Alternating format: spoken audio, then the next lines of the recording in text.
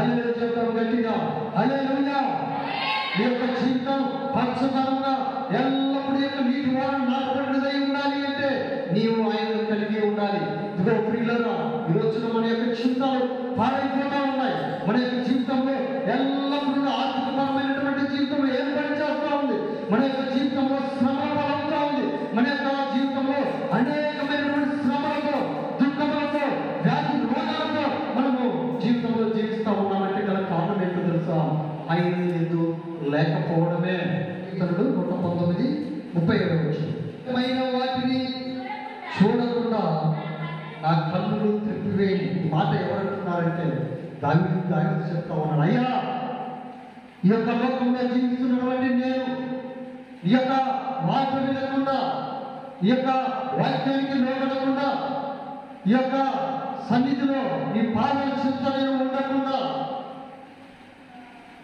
నేను లోక సంబంధం వైపు చూస్తూ లోకంలో ఉన్నటువంటి వ్యర్థమైన వాటి వైపు నేను చూస్తూ ఉన్నాను. లోకంలో ఉన్నటువంటి అనేకమైనటువంటి ఏదైతే వ్యతిరేకముగా సాధన తంత్రములతో నిండి ఉన్నాయో వాటి వైపు నేను చూస్తూ ఉన్నానయ్యా. సినిమాలు కానివ్వండి, జాగ్రత్తలు ఏర్పాటు చేస్తున్నటువంటి రీతిలో కానివ్వండి, అలాగే పేకాటలు కానివ్వండి, ఇదిగో పాత్రలు ఖైదీలు వేసుకునేటువంటి వాటి కానివ్వండి, ఆ యొక్క చూస్తున్నప్పుడు నా యొక్క కన్నులు వాటి వైపే చూస్తూ ఉన్నాయి.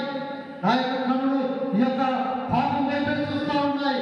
నా యొక్క కన్నులు ఇదిగో లోకంలో ఉన్నటువంటి అందచందాల వైపు నా కన్నులు చూస్తూ ఉన్నాయి.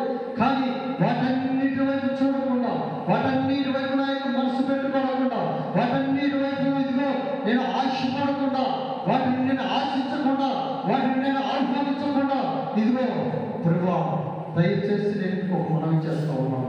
నా వ్యర్థమైనటువంటి వాటిని చూడకుండా నా కన్నులు త్రిప్పివేయని చెప్పి యొక్క దావీదు ప్రతిపాదన ఉన్నాడు దేవుడు.